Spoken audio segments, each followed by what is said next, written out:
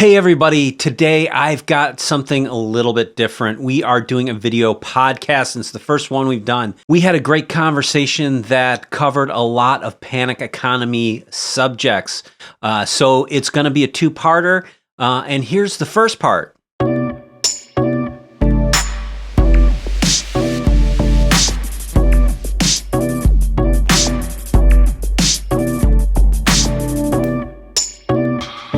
Welcome back.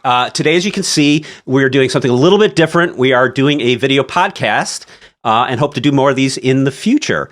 Today, I'm joined by my partner in crime, Sandesh Patel. Sandesh, say hi.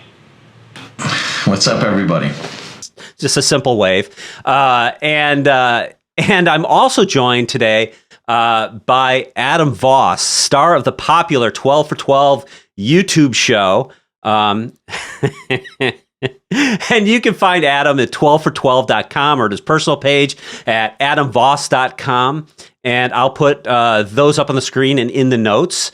And Adam describes himself as a marketing geek on a hunt for cool brands. And Adam is also the producer of Future Tech's Emerge 2020 Chicago conference that has now been postponed to October 29th. And it was not just our event that was impacted by the COVID-19 outbreak. Many shows have been canceled, postponed, or virtualized. And this has had a huge impact on a lot of businesses, and in particular, the event industry and all the businesses that touch that space. So one of the things we've talked about in the past is that CMOs have a bigger technology budget oftentimes than CIOs do. So I think it's worthwhile to talk about some of the marketing side of the business and some of the things that are going on there and how we're addressing this panic economy we find ourselves in. So Adam, obviously, it's hard if you laugh at me when I do this. So Adam, obviously, this has been a really hard time for you. Your day job is at Echelon Design, and I know that you had right after this coronavirus outbreak, you had a lot of clients drop off and a lot of shows that you were going to do drop off. Yeah. I mean, first and foremost, Chris, thanks for having me on the show. I am officially with the Big Win disinfectant wipes now, and I'm repping this brand. This is the only brand that I'm hunting for these days.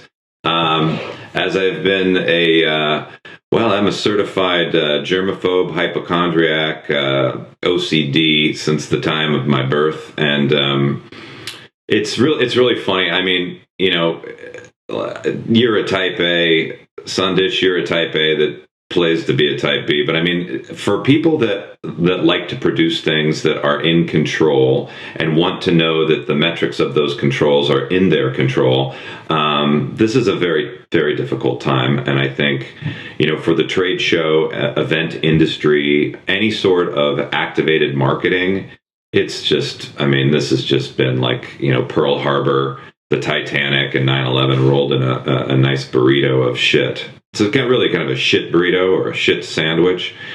Can I say shit on your show? Absolutely. Probably not, but that's okay. Great minds. I think YouTube has a different metric for that they use for things that have swearing in them. I'll make sure to flag it for kids. My whole point, though, is like, naturally, as somebody who, had triggers and bugs, germs, and parasites my whole life, like, if I hadn't had a desire to entertain or to produce or be a showman, I don't know what I'd do in this world. And that's kind of saved me with a healthy supply of Purell, booze, and Ativan. But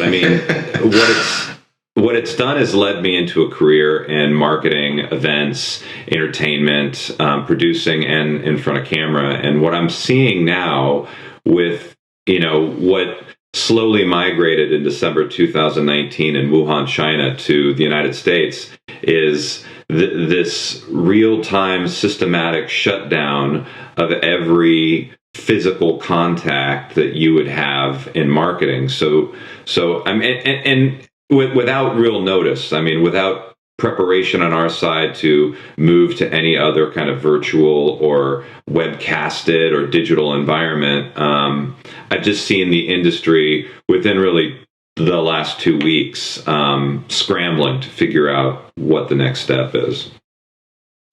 Yeah, I mean, it's and you're not alone, right? I mean, I think a lot of businesses have been really impacted. I mean, you look at everybody who's got, I mean, one of the reasons why the trade show was hard for us to get going, the Emerge 2020 Chicago show is hard for us because so many business had travel restrictions they had imposed on their employees, right? So it's not just, the trade show. I mean, it's just it's evidence that that's impacting a lot of other business as well.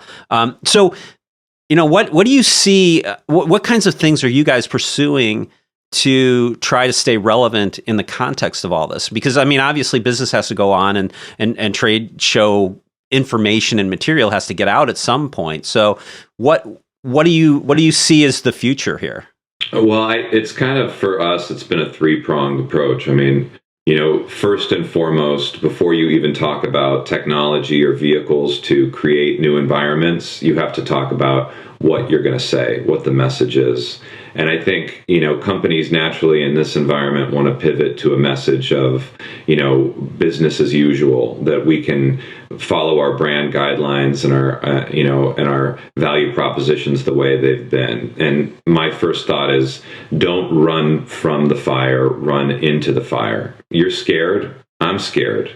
The more honest we can be with our clients at this point, and the more honest we can be with how we go to market, the better. Because if there was ever a time not to bullshit somebody, it would be now. When, you see America reeling from a quarantine that has led us to, social distancing in our own homes, with a 4 to 6 day period incubation of this virus, you could very well be asymptomatic and be spreading the virus to people that, you're quarantining with. So I feel like first and foremost is be honest and celebrate the message that together we're stronger and better than ever. You need help, I need help, let's help each other.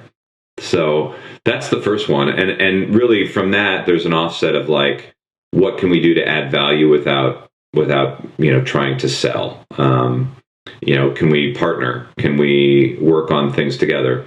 The second is in the technology, right? We're moving into more of a virtual space. My clients have been rapidly asking us, how can we have a virtual reality environment up and ready to go? Architecture, graphics, modeling, everything ready to go within 2 weeks. So we've been partnering and working with all sorts of small game designers, gaming architects, developers, and trying to figure out, okay, how can we get a proof of concept? Now, our company, Echelon Design, had built a proof of concept, but the big issue is player size. How many people you can actually have in the environment at the same time. So you think about Fortnite. Fortnite's a great example. I mean, it's a 2D, but you can get a lot of people in Fortnite. So creating a gaming engine that you can create a world that would be like a trade show environment. And for us, we're trying to create an environment that could be many things: trade shows, sporting events, music events, concerts, that kind of thing. And I think the third thing that is utterly important, once you have the message and once you have the technology behind it, is finding the partners, new and old, existing and prospecting, to figure out how you can help those people when they need it now. And big companies are looking, right? So AT&T is looking, Cisco is looking, Accenture is looking. They all want to figure out how to move into a virtual environment that makes the most sense for their clients and their sales partners. So I think, it is that power of three. Know what you're going to say, know where you're going to say it, and know who needs to this kind of help to say it. And I would say it's all of us right now. Yeah. One of the, I mean, I remember back in the early days of the web, right? And one of the things that we talked about in those days was like, wow, this new thing, these web pages are going to be like virtual trade shows, and, people are going to flock to that. But I think, in the early days, certainly the technology wasn't there to really do as much as we can today. But I think the thing that was really challenging about it all is the human interaction, the face-to-face human interaction part is really important. And so what do you do to address it? I mean, I think, it's interesting you say like a 3D sort of gaming engine is a solution to bring some of that interactivity to the conversation. But is that going to be enough? Is that going to supplant this sort of face-to-face human interaction? No, I mean, what are you going to do? I don't ever think it will be enough, but I think, necessity is the mother of invention. I mean, let's face it, like right now, if you are worried, and I mean, like I said, I'm a germaphobe, hypochondriac. If you're worried like I am worried that you don't want to be in a space, you don't want to be physically in the same proximity, then this is a great opportunity to advance that technology. And if we could advance that technology to supplant this need now, I mean, again, think about the silver lining here, the benefits for other applications outside of needing to be in the physical space at the same time. Yeah, I mean, I think it does bring some interesting opportunities, right? I think, you talk about in the marketing world, you talk a lot about context, right? Yeah. And there's a lot more you can do in some regards with context in a online virtual sort of space than you can in a real space. So, in chaos, there's opportunity, right?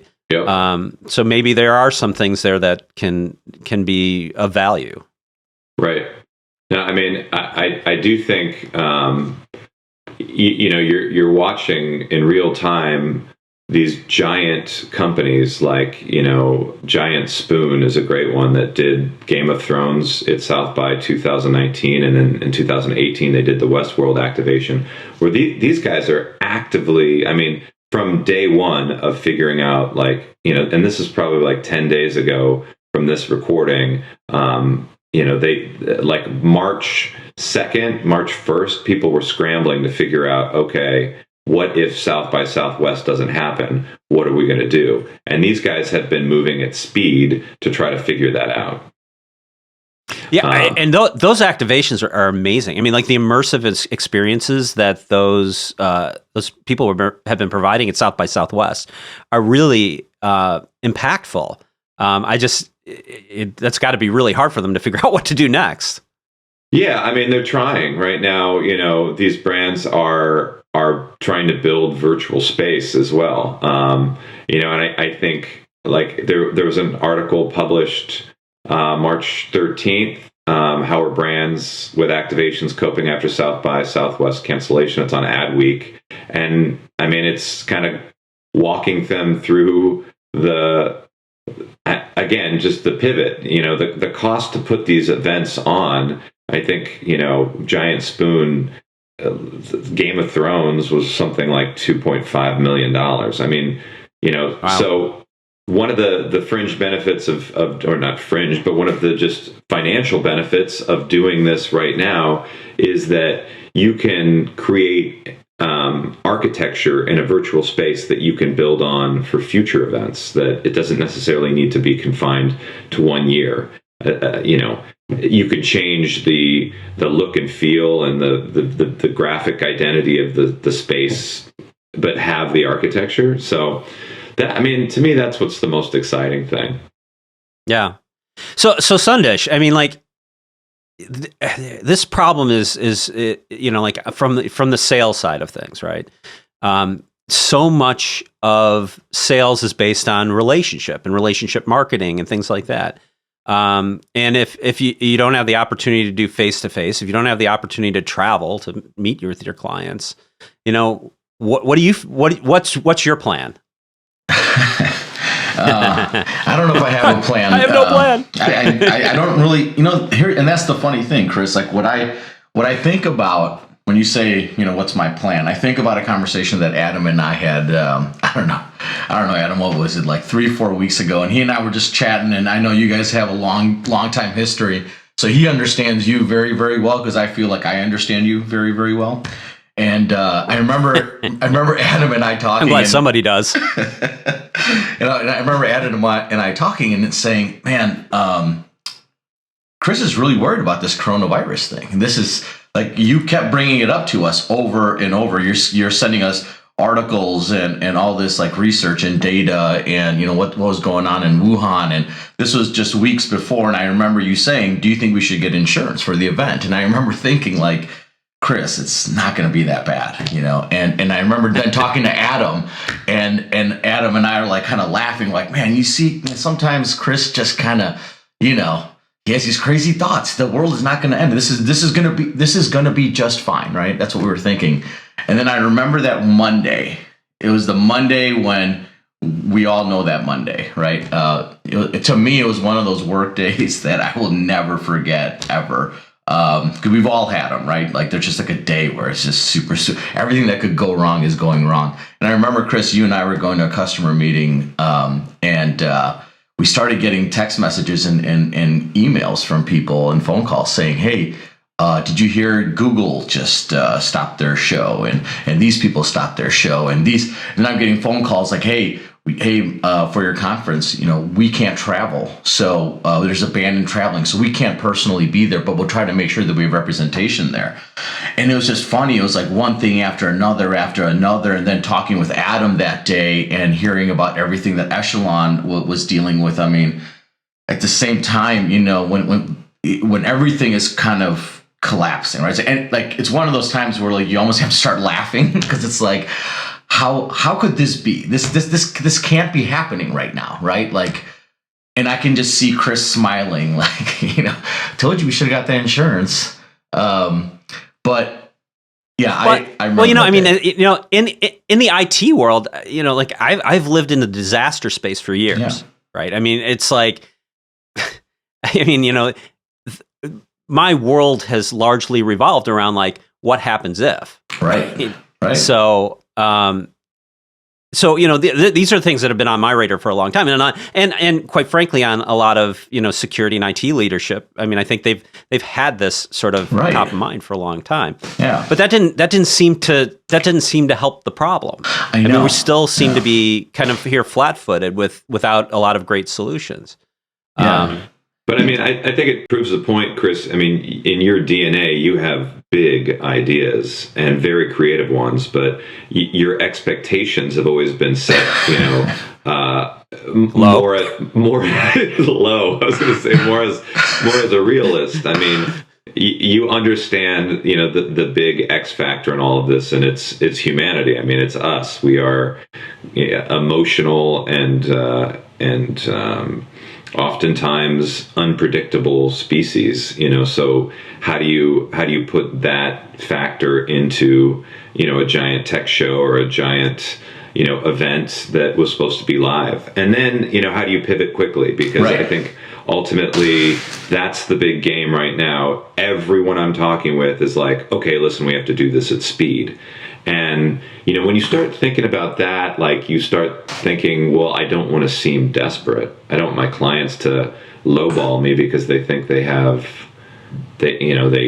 time on their side or something. And I don't even think it's about that anymore. I think it's just about figuring out how to turn, a bad lemon into a delicious glass of lemonade. I mean, for instance, when the Dell Technologies World canceled, its annual tech conference, it turned it into a virtual event, and it was slated for May, or is slated for May, in Vegas, but now it's going to be completely virtual. So they pivoted quickly, thinking, okay, just like you, Chris, and just like your wife, Julie, who has all the toilet paper, all of it. So she if you're looking for the toilet paper, it's in our basement. Yeah, it's surrounding you right now. But like, again, we will gladly trade it for hand sanitizer though, at this point. I think we're into a barter economy now. Who needs wipes? The Indians aren't even worried about the wipes. We got this thing covered, guys. No worries. All of the oils coating everything will kill anything. I feel like, man, if you're not prepared, if you're not thinking ahead of the curve, you're a fast follower, and in this time, everyone's a fast follower. So making those bold decisions, like, you know what, I think it's going to be a global pandemic. Let's go with that, and let's act accordingly, and not wait. I'm going to give it another week. Yeah, that's not this market. But for me, Chris, I just wanted to say, dude, I first of all, I want to give you the credit where the credit is due, because you were spot on, and I'm so glad that you are my partner in crime here at Future Tech, because you definitely see things different than me, and it's just so incredibly valuable, right? So I'll give you this one. Every clock's right twice a day. I'll give you this one. You were definitely right. But what on that day though, what I think is so important, and what Adam is saying, is that whole togetherness. I thought what was so, for me personally, was just, you're talking about that human experience, that human interaction, right? You're not personally in front of someone, but you still want to have a meaningful conversation. And what was really neat was to get text messages and phone calls and emails from people that was just very supportive, right? It's, it was just like what Adam was saying about, it's like, hey, we're in it together. What are you going to do, right? There's so much of, hey, we know that you guys have been working so hard on this. We know how important this conference is to you guys. Don't worry, we are still committed to this thing. It just having that, Matt Ross's response, Tom Fitzgerald, Bipul Sinha, Rahul, everybody was so supportive. And I think that is going to be the key of us all moving forward. As we all try to uncover opportunities. Chris, you and I have been doing this for a minute now, right? It's like every time we see something happening in the market, we're trying to understand, how can we just help? How can we change the value proposition? And how can we create something that might not exist but is super helpful? And if we can do that, let's do it. And the real gestalt of that is, if you build it, they will come. I mean, you give people a platform, it reminds me. So, Chris and I, our history is, we were in this fantastic rock band back in the 2000s called the Precious Moments. You can see it there in the camera. Boy. And the whole nature of being in a band is, if you get the gig, you first book the gig, then you can worry about who's in the band and what songs you're going to play. But the first thing you have to bring people together. You have to have a reason to come together, and that brings the initiative and the impetus to create, to build, because you have a purpose, and you need a purpose. And I think what happens with emergencies like the coronavirus is the purpose gets, all of a sudden, there's a higher purpose. There is an emergent purpose, and that's survival and mitigation and toilet paper and panic pantries, and there's other things that take focus than your conferences, obviously. So now I think trying to refine the focus, the dates, the logistics, all of that has been the big and ongoing struggle. And I'm very fortunate that Future Tech Emerge 2020 found a new date in October 29th, 2020. The venue was very cool for us to come back. But now is the time to create some more content around what this is going to be, maybe some more virtual elements as well. We don't know how long this pandemic is going to really affect us, and hopefully, as innovative as we are as a country, we can really pull together and get the best of science and technology to help. But being prepared is the long and short of it, and I applaud you as well, Chris. Well, I think the only way to deal with chaos is through information and organization, right? One of the things that I've seen that a lot of companies are doing, it's like, obviously everybody's shifting to this remote workforce. scenario, right? And so I've seen a lot of things going along with that. Like one is, just the basics of getting everybody VPN connected, getting everybody to have some sort of video conferencing tool. So, I see, people upgrading their WebEx accounts, their Zoom accounts, to enable people to collaborate along those lines. Microsoft Teams, really expanding the use of that. Slack, expanding the use of that. But I think one of the things that is interesting in all this too is that besides the remote work thing, you get into this sort of challenge of not everybody has laptops to do this, and there's a lot of really complex challenges there. And there's sort of a new paradigm that's emerged recently around zero trust, right? And having turning the sort of network perimeter idea on its head and sort of saying, we're gonna validate all these endpoints and all these connections and sort of the context in which they operate, and open up our networks a little bit more, get rid of the VPNs, get rid of the passwords, and make everything a little bit more distributed and portable, right? But no, I have not seen any companies that are there yet, right? They haven't reached that level of security, sophistication, maturity yet. So I think there's a lot of interim fixes we're doing, a lot of VDI sessions and things like that. Sandesh, I know you've been talking to a lot of customers. I mean, what are you seeing on that front? What's interesting, Chris, is, the whole premise of Emerge and everything that we've been trying to do at Future Tech has been trying to help people think differently and culturally approach it to get people to think about new ideas and adopt and change. And it's a great question that you're asking here, man, because I think my opinion for what I've seen so far is customers weren't prepared for this, which is who was prepared for this, right? To take a company that has 40,000 people and make sure everyone can work from home. That's a real hard problem to solve overnight.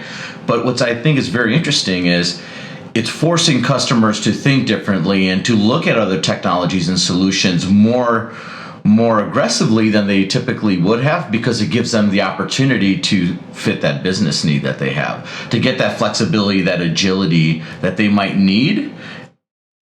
They might need to get out of their comfort zone a little bit, if that makes sense. Well, I think we're all out of our comfort zone in an enormous way at this moment, totally. Especially Adam, who's a little neurotic. Yes. Yeah. He's got a very narrow comfort zone. I'm in the Adam zone. Join me. Well, dude, look at it this way. I mean, talk about getting out of comfort zones. You and Adam are very good with, audio, video, and all this kind of stuff, right? Like, you helped me get this camera and this microphone and the lighting, and you're teaching me, right, through all this whole process, right? But that's definitely me getting out of my comfort zone. I don't really like doing all of this or understanding all of it, but you guys are so comfortable with it, right? I'm learning from you, and I know that these are skills that I can benefit from in the long term, right? I might need to change the way that we do influencer marketing, and would I've ever thought that we'd be doing a podcast, at this time? No. But when you brought it up and you said this is what I think we should do, it just made sense. I was nervous, but I'm excited that we're trying this out. Well, I think this is really interesting because I think, and one of the questions I have for you guys is, we're changing things around a lot out of necessity right now. But when we get to this other side and we've got all this stuff in place, how permanent is this going to be? I mean, are we going to suddenly realize that offices make no sense and that we just all send our employees home and they're all going to work from home and we're going to save all the money on the offices, give everybody back an hour of commuting every day or whatever it is, and just call it a day and work remotely? What does the future world look like? So I'd like to talk about that just for a second. I've worked remotely now for 15 years straight. I think the benefits of working remotely are huge when it comes to, the fact that I roll out of bed at 7 a.m., get my kids off to school at 7:15 and, 8:30 respectively. I'm at my desk, at 8, and I'm working from 8 and, take a break at noon, maybe make myself a shake, come back down, work straight. My kids come home at 3:30, 4:30. They can walk the dogs. Sometimes I go with them, take a break. Then I can be back at my computer, and it's very seamless.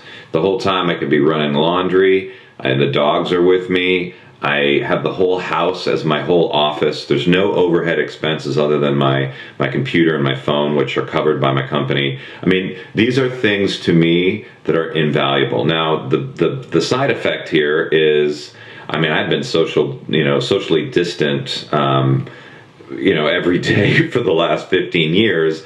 But because I travel as a producer, producing video and event content, I'm like, when I'm on the road, that is my time to interface and meet and network. So I think, yes, Chris, I think you're going to see a lot more flexibility and understanding that, even if you're in a creative environment, like you work for an agency, it could be, one of the big ones that wants you to have a collaborative team approach. You can do that from anywhere.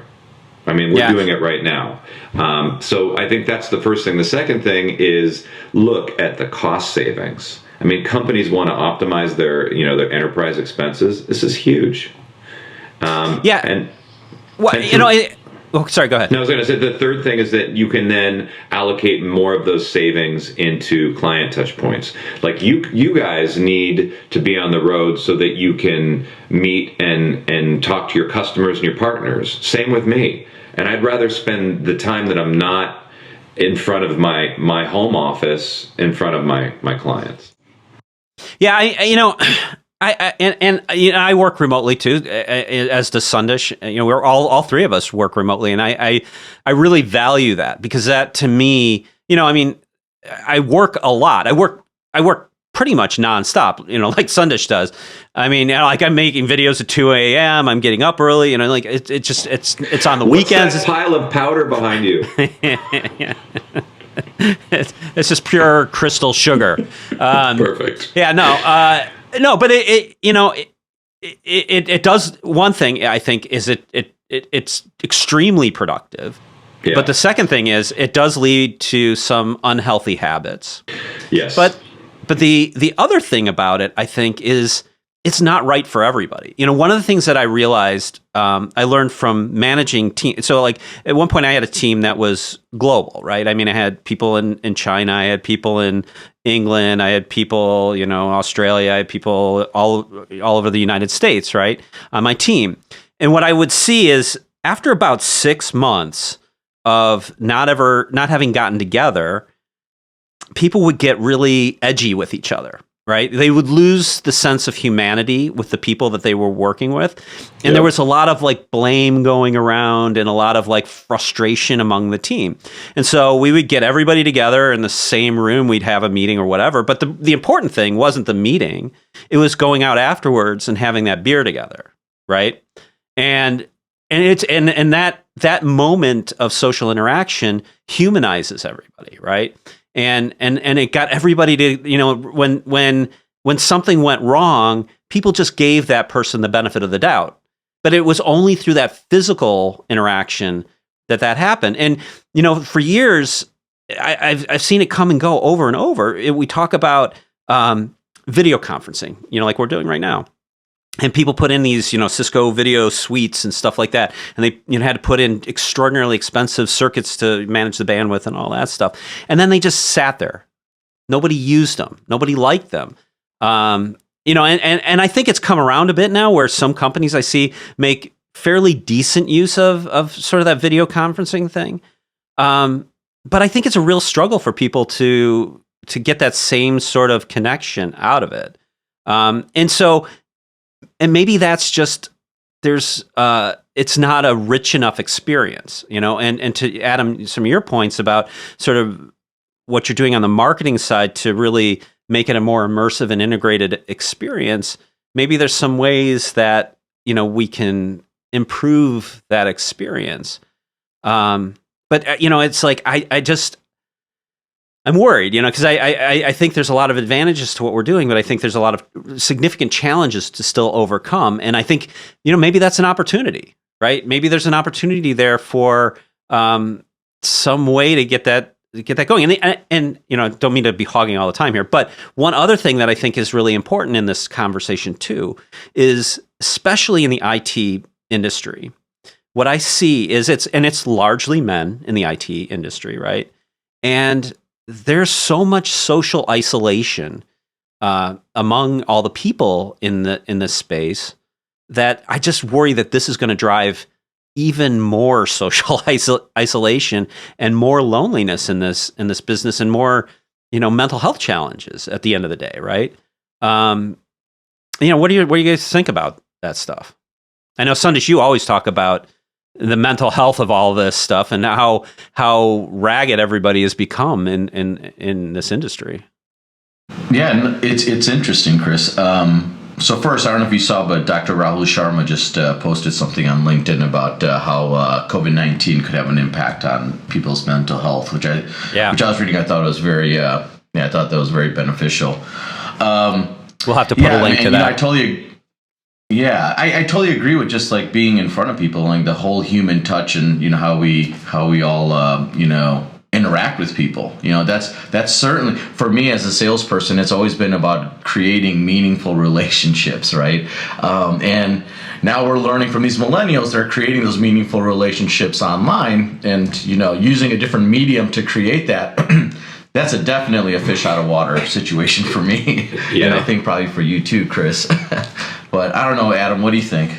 No, I agree. I mean, I think it is so important to be physically in touch and to be next to the people that you want to not just influence or sell to, but that you want to share with, you want to partner with. I mean, for me, that's, we call it crew love. When we're out and we're making something together, be it a TV commercial or a corporate video or putting on an event, and you're working side by side with these men and women, it's crew love. And you see the efficiency of having a good time doing something together. The thing that kills me about not being at South by Southwest right now and interviewing people on the street is I wouldn't get those touch points. I wouldn't feel that I was a part of something bigger than myself. Now, granted, I would be in a hazmat suit, and I'd be freaked out. I'd have no eyebrows, but I mean, but you would not be out of place at South by Southwest in a hazmat suit. Yeah, it'd be filled with marijuana smoke, and people would be like, "Yeah, can I get in there?" But I feel like this too will pass, and I think this is a challenge that conversations like these really need. I think to get back to where we were, which was actually a return to more physical things. If you look at like how trade shows went in the early 2000s, like 2006, 7, and 8, there was people were starting to say, oh, I don't want to spend the money. There's a fall off on those. But then there was there was the resurgence of like, no, we need face-to-face time. And you saw it in analog technologies came out, record players and pinball machines, and everything had kind of a bespoke, slow batch, home distilled kind of feeling to it. And I think it'll come back. I think if it can come back and we've innovated somewhat or made movements towards creating this virtual environment that could have kind of a one-to-one relationship, that'd be great. Thanks for watching. Like, subscribe, hit that bell icon so that you'll get notification when I post the part 2 of this video podcast, and I will see you in the next video.